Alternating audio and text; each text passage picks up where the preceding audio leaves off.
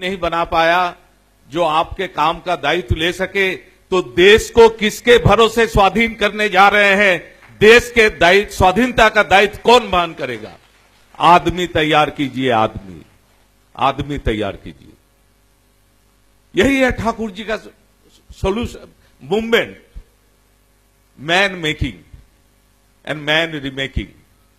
आदमी नहीं होगा, इंडिविजुअल ठीक नहीं होगा, तो मेरा कंजुगल लाइफ ठीक नहीं होगा, मेरा फैमिली लाइफ ठीक नहीं होगा, सामाजिक लाइफ ठीक नहीं होगा, राष्ट्र का तो कहना ही। व्यक्ति का निर्माण,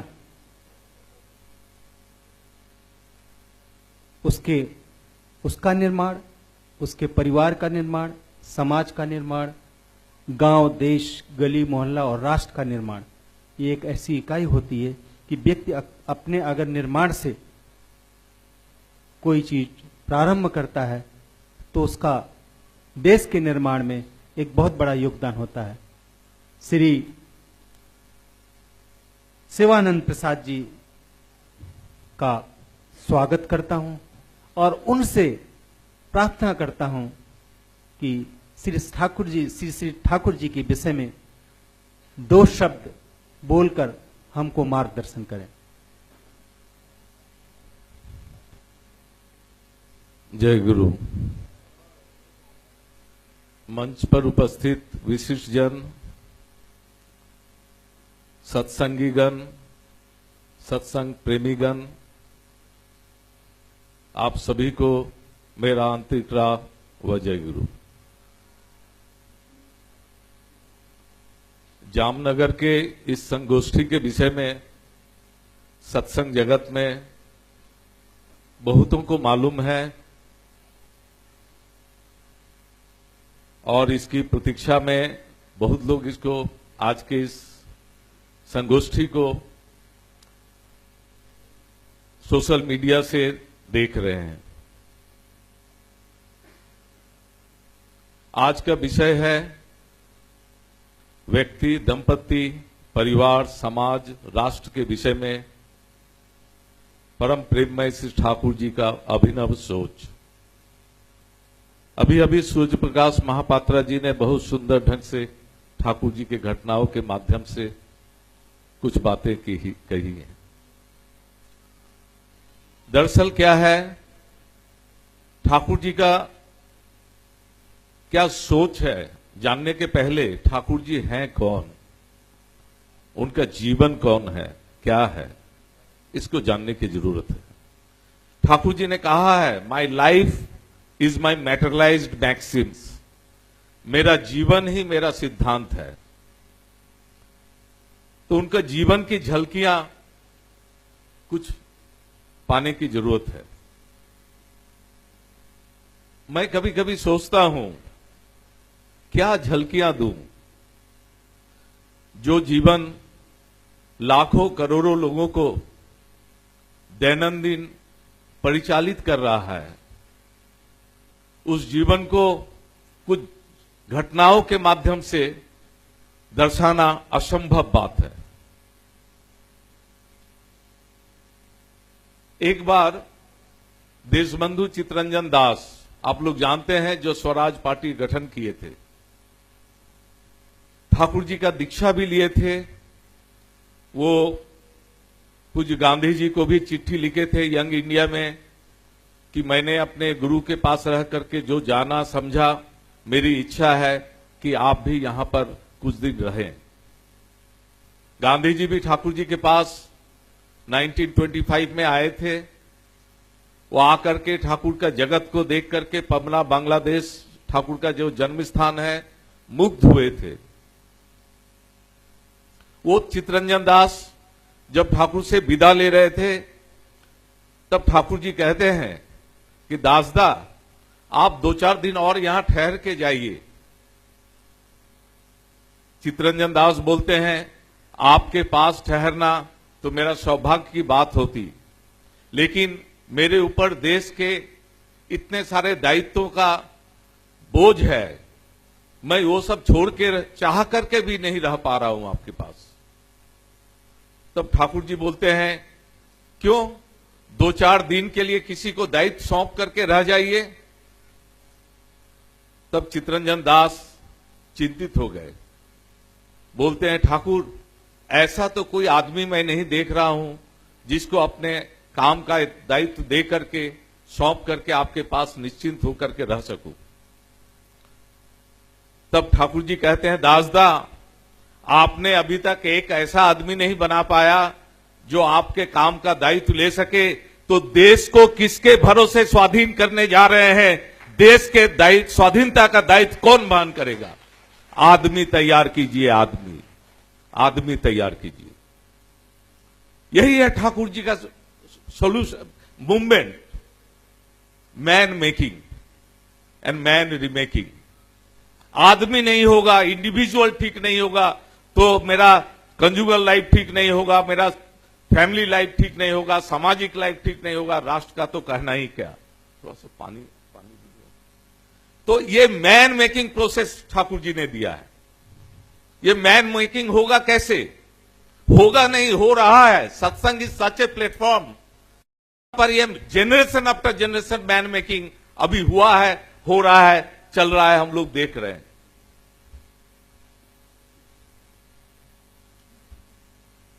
मैन मेकिंग का 3 पिलर्स ठाकुर जी ने बोला है, दीक्षा, शिक्षा और विवाह। Initiation, education and genetic compatible marriage. जब तक कोई आदमी concentric to a living ideal नहीं होगा, इनिशिएटेड नहीं होगा, तब तक वो बेटर आदमी में कन्वर्ट नहीं हो सकता। जीवंत आदर्श किसको बनाना है? Who is fulfiller the best, जो ये बता सके कि मैं कैसे आदर्श पिता बन सकूं, कैसे आदर्श पुत्र बन सकूं, कैसे आदर्श पत्नी बन सकूं। ये कौन कह सकता है? जो creator of the mankind है, जो सृष्टा पुरुष स्वयं है। Doctor Alexis Carrel Nobel laureate ने कहा, man of science do not know where they are going, they are still unknown of science of man. इस साइंस ऑफ मैन कौन जानते हैं? साइंस ऑफ मैन भगवान राम जानते हैं, भगवान कृष्ण जानते हैं, रामकृष्ण परमहंस जानते हैं, श्री ठाकुर अनुकूल चंद्र जानते हैं। उस साइंस ऑफ मैन जो जानते हैं वो कहते हैं कि कैसे होगा जीवन।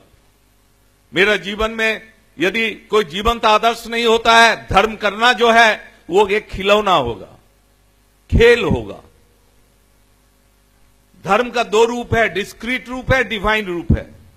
डिस्क्रीट रूप को तो पालन कर रहे हैं, फूल चाहिए, चंदन चाहिए, फलाना चाहिए, सिंदूर चाहिए। किस लिए चाहिए? क्यों चाहिए? क्या मिलेगा मुझे वहां से? मुझे नहीं मालूम।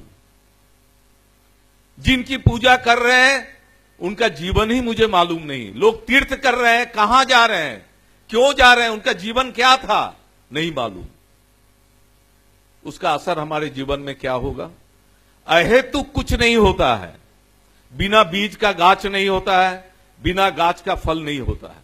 भगवान रामचंद्र भी सीता का अपहरण के बाद उनको जब वापस लाए, उसके लिए उनको कर्म करके लाना पड़ा।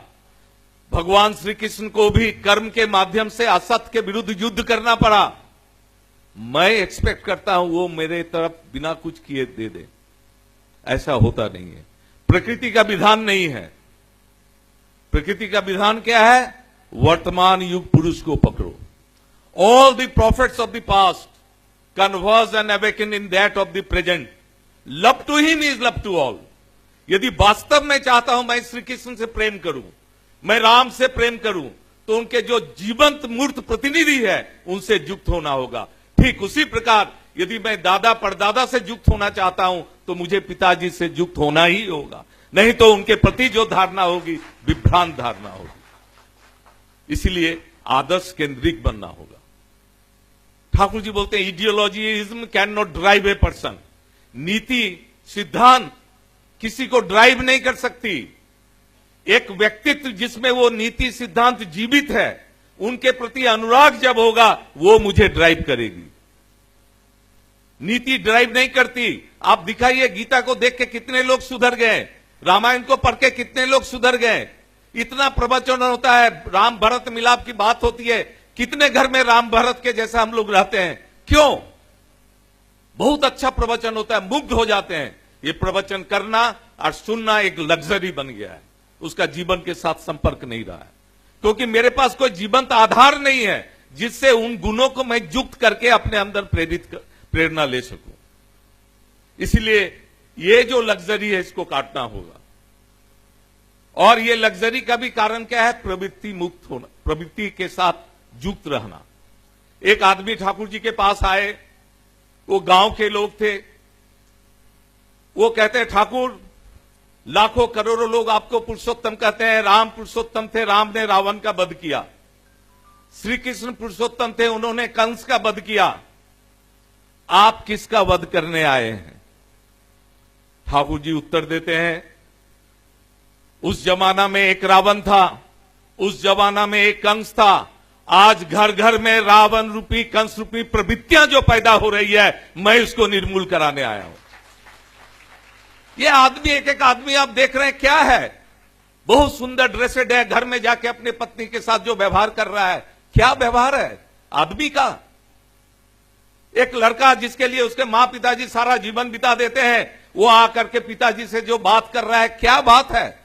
ऐसा दुख है, मां पिता दूसरों को कह नहीं सकते और अंतर में चाप के भी नहीं रख सकते। एक आदमी ठाकुर जी के पास आया, ठाकुर मेरा जीवन में बहुत दुख है। ठाकुर बोले क्या हुआ? वो कहता है, मैंने अपना लड़का को अपना सब कुछ दे करके उसको लायक बनाया। ठाकुर जी ने पूछे कैसा लायक बनाया? तो हमने उसे डॉक्टर बनाया। तो ठाकुर जी ने पूछा वो बना? बोला हाँ वो तो डॉक्टर तो बना। ठाकुर जी कहते हैं, परमपिता ने तुम्हारी इच्छा तो पूरी कर दी, वो डॉक्टर तो बना, दुख कैसा? बोला मुझे देखता नहीं है, मैं परेशान रहता हूं, मेरे तरफ कोई नजर नहीं दे देता। तब ठाकुर जी बोले, तुम तो अपने लड़के को डॉक्टर बनाना चाहे थे, परमपिता ने उस इच्छा को पूरा कर दी। क्या तुमने कभी कोशिश किया तुम्हारा लड़का एक आदर्श पुत्र बने? जो नर्चर तुम नहीं दिए हो वो तुम एक्सपेक्ट कैसे करते हो? ये आदर्श पुत्र कहां बनेगा? कोई इंटरनेशनल स्कूल में नहीं, कोई इंजीनियरिंग कॉलेज में नहीं, कोई मेडिकल कॉलेज में नहीं। यदि लड़के को मैं आदर्श केंद्रित कर दूंगा, दीक्षित करूंगा, तभी वो होगा। दीक्षा मतलब दक्षता अर्जन करने का पथ, जिनको पकड़ने से हमें अपने वृत्ति प्रवृत्ति से मुक्त होकर के आगे हम बढ़ सके। इसीलिए ठाकुर जी ने कहा है, धर्म मूर्त होता है आदर्श में, आदर्श में दीक्षा लाती है अनुराग, अनुराग से होता है वृत्ति नियंत्रण। यहां पर कोई मिस्टिसिज्म नहीं है, मिरेकल नहीं है, मिरेकल से जीवन का कोई संपर्क नहीं है, मिरेकल बोल करके कोई चीज नहीं है। धरो करो बनो पाओ। यदि तुम्हारा पाने की इच्छा है तो तुम्हें धरना होगा, यानी एक्सेप्ट करना होगा किसी को लिविंग आइडियल के रूप में, अकॉर्डिंगली करना होगा, तब उनकी कृपा आएगी। कृपा शब्द का मतलब है क्री मैंने करो, पा मैंने पाओ। और जब उनके अनुसार करेंगे तो हमारी योग्यता बढ़ेगी, तब हमारी प्राप्ति होगी। यही है साइंस, इसको छोड़ के कुछ नहीं हो सकता।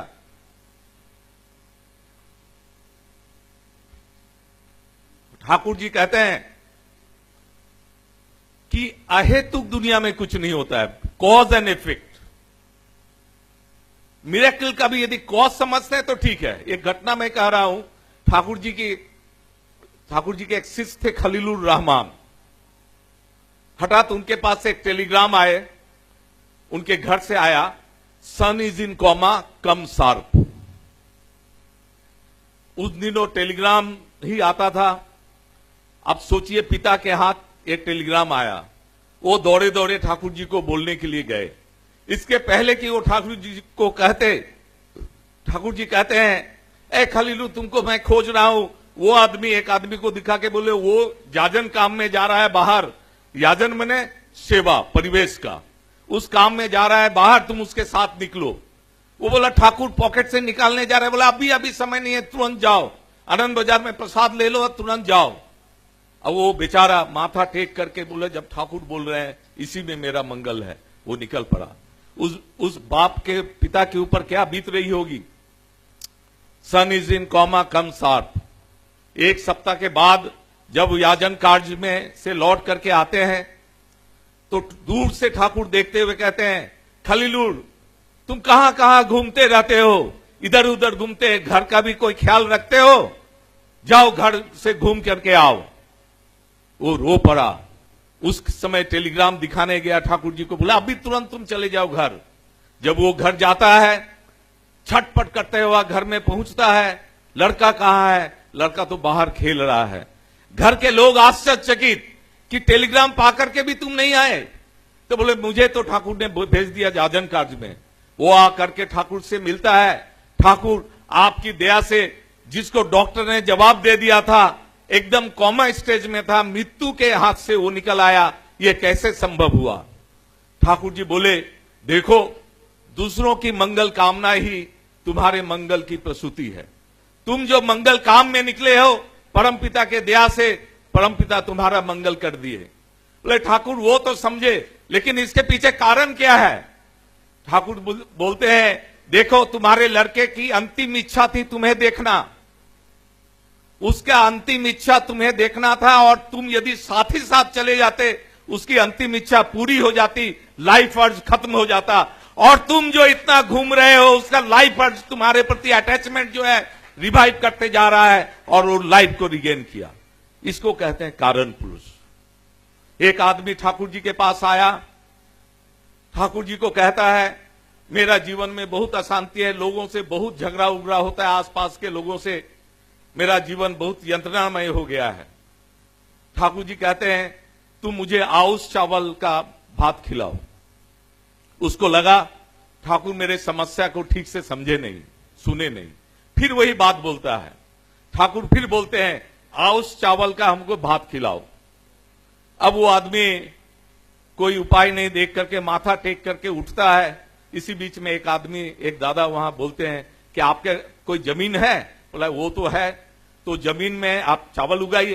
बोले चावल उगाएंगे कैसे? वहां तो पानी लाने में हंगामा करता है आसपास के लोग। आप जाकर के बोलिए मेरे गुरुजी मांगे हैं, बोल के देखिए। वो अपना गांव जाता है, वो अपना खेत करने जाता है। जिसके घर में कभी भी नहीं गया था, उसके घर में हाथ जोड़ करके कहता है कि आप अपने जमीन से पानी लाने का रास्ता बनाने दीजिए, मैं अपने गुरु के लिए चावल उगाना। हर लोग राजी हो गया। जिन लोगों के साथ झगड़ा था सब लोग राजी हो गया।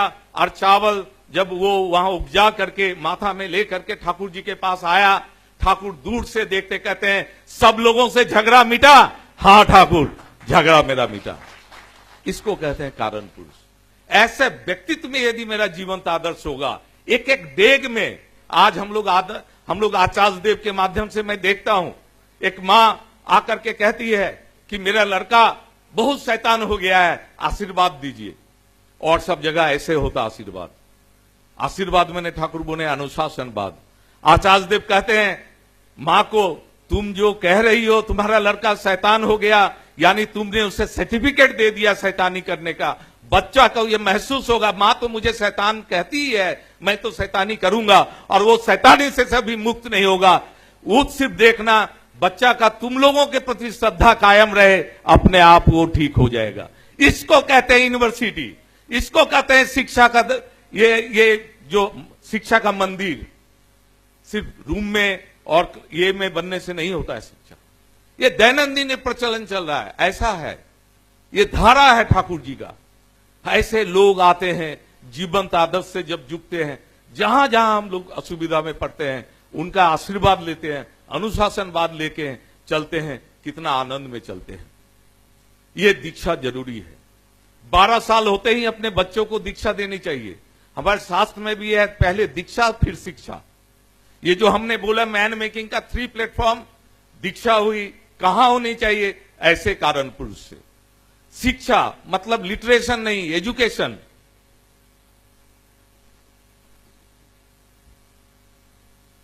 एजुकेशन का मतलब क्या है?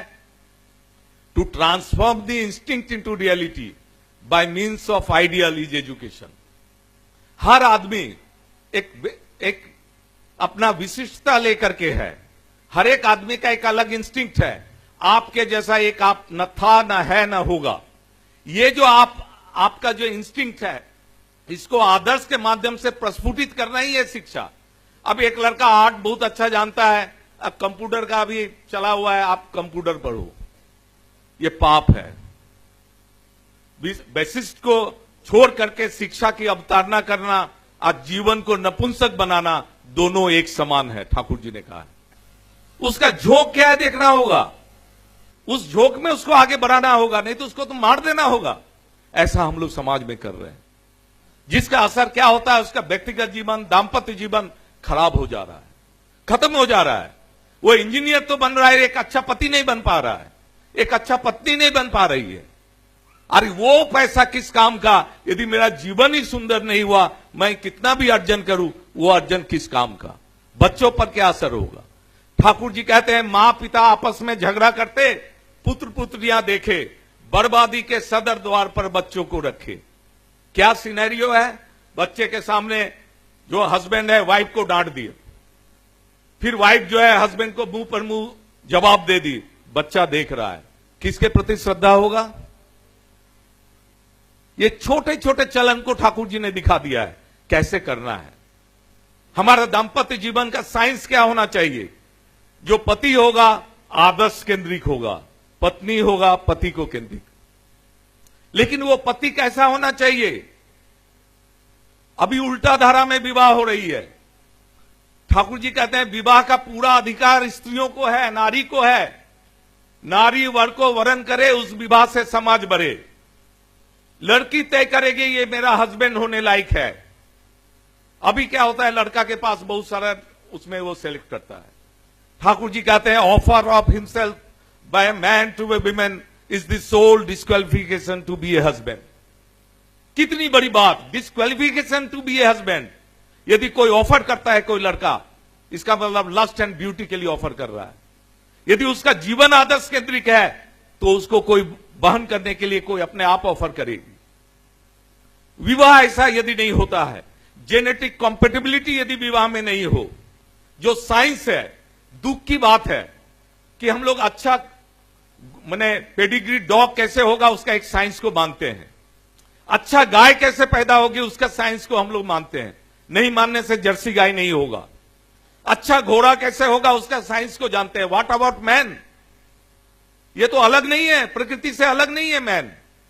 हमारे ऋषि मुनि लोग जो एक डेकोरम, जो साइंटिफिक, जो एक रोड मैप दिए हैं शादी का, उसको मानना ही होगा। वर्ड क्या है, grouping of the varieties of similar instinct. इसमें कोई बड़ा छोटा की बात नहीं है। Grouping of the varieties of similar instinct, ये जहां टूटेगा, यदि एक आदमी जन्म लेगा खराब तो उसको कहां ठीक कीजिएगा। ये जड़ है,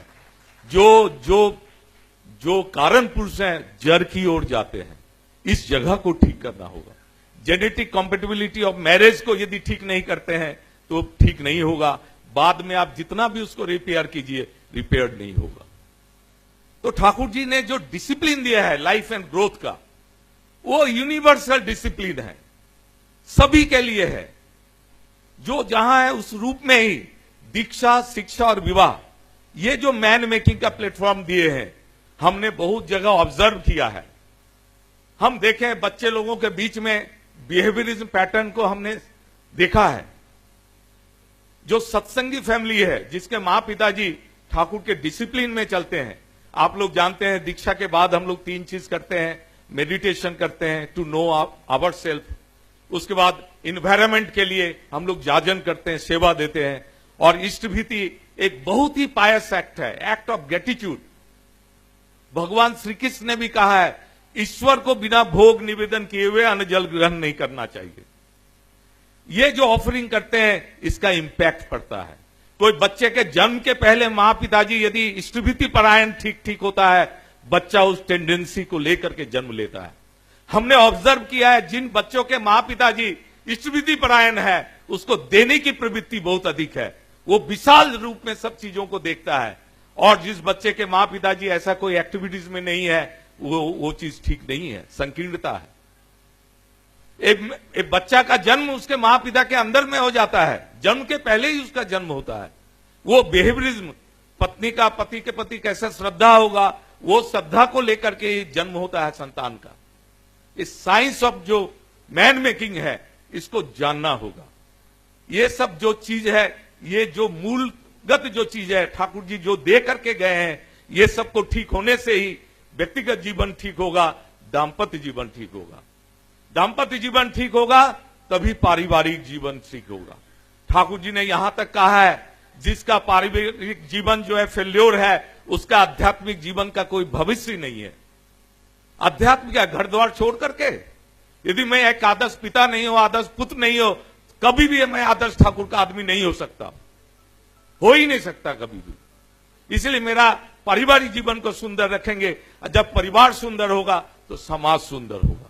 समाज ऊपर से तो आएगा नहीं, व्यक्ति ही समाज को बनाता है। जब इस तरह से जब सुंदर समाज होगा तब राष्ट्र सुंदर होगा। ये जो राष्ट्र की बात हम लोग कहते हैं, बहुत सा चीज हम लोग ऊपर ऊपर उसका सॉल्यूशन करते हैं।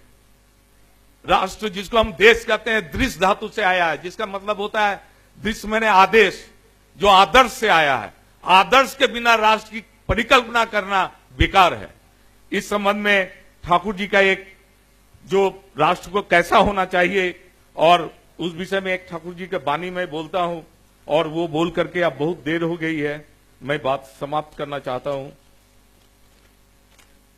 ठाकुर जी कहते हैं धर्मनिरपेक्ष राष्ट्र क्या है यह मैं नहीं समझता हूं, बल्कि वह संप्रदाय निरपेक्ष हो सकता है। कारण सारे संप्रदाय के प्रत्येक व्यक्ति सत्ता में संस्थ हैं। सत्ता माने बीइंग, एग्जिस्टेंस, बचने बढ़ने का उपासक है। प्रत्येक ही बचकर विवर्तित होकर और भी वृद्धि में उद्गति लाभ करना चाहता है। इस विवर्तन के केंद्रीय प्रतीक हैं ईश्वर, वे एक हैं, अद्वितीय हैं। सत्ता को स्वस्ति में संचरणशील कर, इष्टार्थ में सार्थक सुकेंद्रिक होकर ईश्वर में सार्थकता लाभ करना ही है परमार्थ। और धर्म का अर्थ ही है वही जो सत्ता को धारण करता है, पूर्ण करता है, पोषण करता है। व्यक्तिगत रूप से व समष्टिगत रूप से वैशिष्ट धर्म व व्यक्ति स्वातंत्र को कायम रखते हुए सर्वतोमुखी संवर्धना में उन्नत संक्रमण से। इसलिए राष्ट्र धर्मनिरपेक्ष कैसे होता है यह मैं नहीं जानता हूं, बल्कि वह संप्रदाय निरपेक्ष हो सकता है। यदि धर्म बचने बढ़ने का आधार है, उससे निरपेक्ष होकर के कोई राष्ट्र बचेगा कैसे? इसलिए धर्म का वास्तव चीज को समझना होगा। धर्म में जो आज सो कॉल्ड धर्म हम लोग कहते हैं, वो धर्म नहीं है, संप्रदाय है। धर्म ध्री धातु से आया है, जो धारण करता है। That which upholds nurtures our existence is dharma. धर्म के सही अर्थ को लेकर के यदि हम लोग दैनंदिन जीवन में चले, अपने दैनंदिन कर्म के माध्यम से धर्म का परिपालन करते हुए चलेंगे, देखेंगे हमारा व्यक्तिगत जीवन, दाम्पत्य जीवन, पारिवारिक जीवन, सामाजिक जीवन सुंदर हो रहा है और एक सुंदर राष्ट्र में हम परिणत हो रहे हैं। आप सबों की मंगल की प्रार्थना के साथ मैं अपना वक्तव्य समाप्त करता हूं। जय गुरु।